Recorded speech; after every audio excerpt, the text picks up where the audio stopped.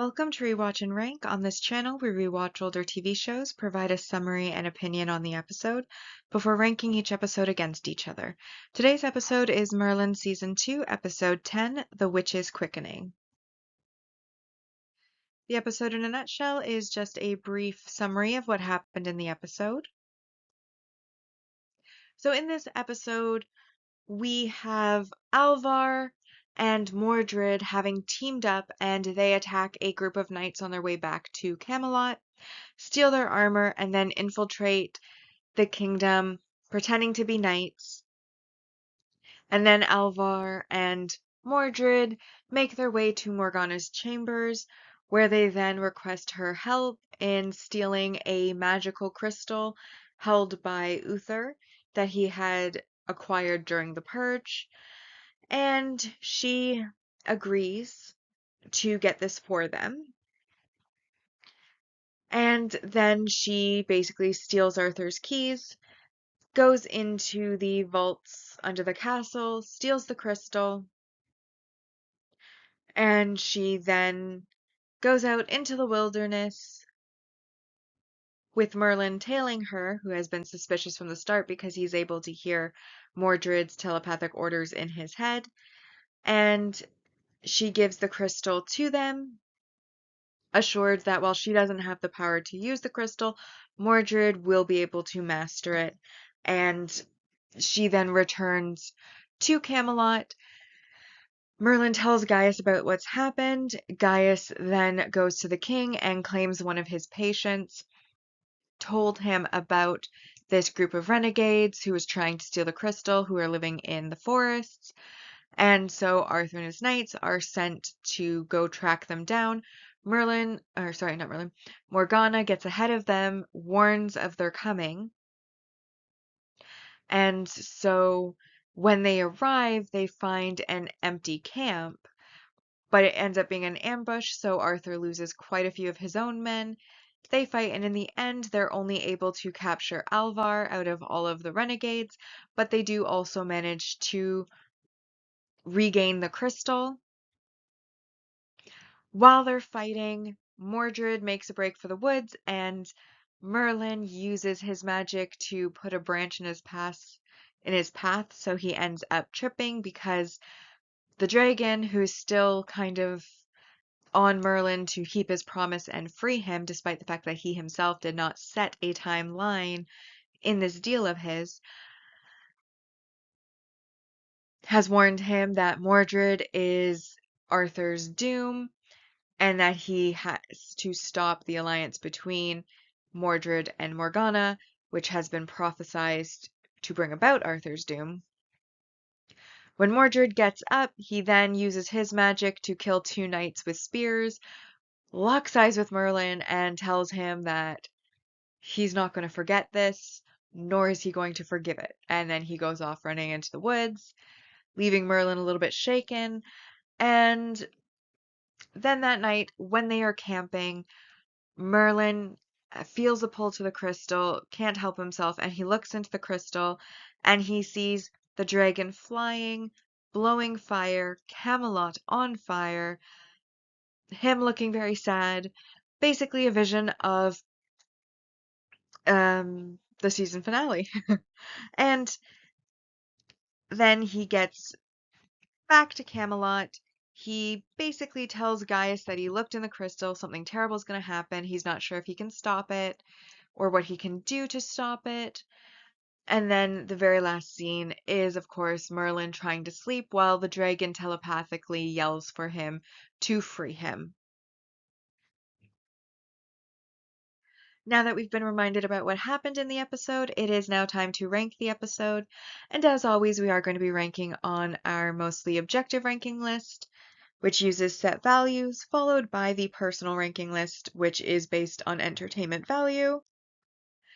So, on our mostly objective rank values, we have our single episode supporting character introduction, which is Alvar, who does end up escaping at the end of the episode, but as far as I could tell and remember, he doesn't recur.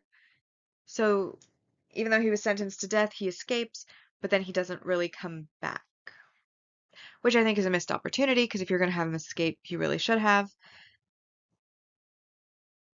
And then we have our multi-season supporting character development, which is, of course, has to do with Morgana and Uther. And Morgana scolds him for his hatred of magic and those who use it and his persecution of them, going on about how many people does he have to kill to be satisfied, and then she disowns him. We then have the impactful, memorable moment line, etc. And this, of course, is when Merlin attacks Mordred, or rather trips him, which then opens up their grudge. And Mordred turns around and basically says, I'm not going to forgive or forget. And that's worth 3 points as well. And then lastly, we have the world building, which is, of course, the crystal of Nithid, which is basically a fortune-telling crystal. Which brings us to 11. However, obviously there was some negative messaging and behaviors that happened throughout this episode. Obviously, we have Morgana's theft, Morgana's betrayal, we have the infiltration and murder of soldiers by Mordred and Alvar. We have the sending warning ahead in order to create an ambush, which then resulted in the loss of many lives. And then we, of course, have Merlin's attack on a child, Mordred. So, quite a bit of negative messaging or behaviors. Some make sense within the plot of the story. Others are like, this is just bad behavior. Like, for example, I'm pretty sure Morgana she even drugs the guards, which leaves them helpless. So then when Alvar is leaving, he kills them, and they can't really fight back or defend themselves because she's gone and drugged them. That's a decision she didn't have to make. And as mentioned, poor taste. So just a bunch of small things that kind of add up into the -2 points, but that still leaves this as a 9 out of 10 episode. And this also brings our season 2 ranking so far for our mostly objective ranking to in first, The Once and Future Queen. Sweet Dreams, this episode is in third. The Witch's Quickening, fourth. The Lady of the Lake. The Curse of Cornelius Sagan. The Sins of the Father, The Nightmare Begins, Lancelot and Guinevere, Beauty and the Beast, and so far in 10th we have The Witchfinder. Now as for my personal preference, I do like Morgana as a character, and I do like Mordred as a character, so I was very happy that they were in this episode. However, I mean, poor Merlin was kind of a punching bag at the start of the episode. Now he's dealing with the whole, I've seen the future, but I've already made a promise, and what am I going to do about it? Type of thing, which is going to be like a little bit angsty. I do wonder why they always want to ally with. So Merlin is supposed to be Emrys, this prophesized savior of magic who's going to guide the once and future king to bring magic back to Albion, and yet every magical person is like out to get Arthur, who's supposed to bring magic back. And then in addition to that, they're always allying with either Mordred or Morgana, and it's like, why not ally with Merlin? He's the one who's supposed to help Arthur bring magic back.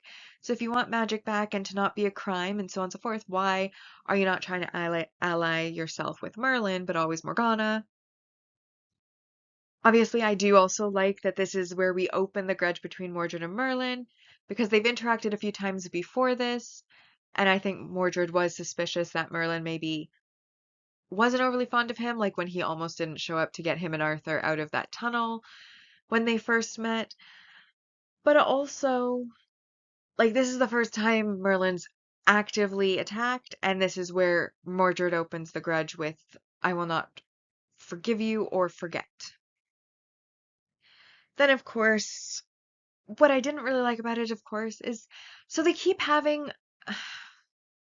Morgana's a bit wishy-washy, to be honest. I like Morgana as a character, but at the same time, she keeps, I'm going to betray Uther because I don't like him. Oh, wait, something changed my mind. Now I like him again. Oh, we gotta betray him again. Nope, nope, actually, I've decided I like him. Well, actually, no, let's betray him yet again. And it's just kind of going in circles, and I'm kind of like, pick your side, and I know she does. Obviously, we are rewatching, so clearly she is going to pick her side. But at the same time, like in this in between where she's not deciding on, like she's trying to maintain her privileges as the king's ward, while at the same time doing betrayal after betrayal after betrayal and causing trouble. So, yeah, I'm not overly fond of that. I did think it was a bit unfair that Merlin was getting constantly scolded, but at the same time, at least when they were out in the field, there was some banter with Arthur, which is always fun. Alvar was kind of flirting with Morgana, and then he had a lover in the camp who, talked about him playing her, and he said it was easy. And now that I'm thinking about that, that should also go under that negative messaging behavior aspect, and I wasn't really overly fond of that. Again, I wasn't overly fond of her going the extra step of basically disabling or disarming the guards, putting them under the influence of a drug, so that as he's leaving, he can just slaughter them without them really having any chance to fight back. Like, literally making them sitting ducks, those deaths are definitely on her head. Helping Alvar to escape when he himself confessed to the crimes. And I do understand maybe trying to help him escape, but at the same time, I feel like she should have left him to escape on his own. He clearly had magic to open the cage.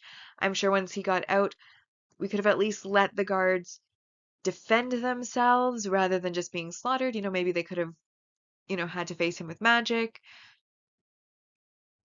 And I just think her prioritizing of somebody she just met over these nights that she supposedly spends like day in, day out with is kind of icky too. She also treats Gwen really rudely at a couple of times. Then there's the thievery. So like I said, I don't hate the episode, but I don't feel like it was a very strong episode either. It also seemed very similar to the previous episode, The Nightmare Begins, in a way. Or maybe not that one. What was the other one?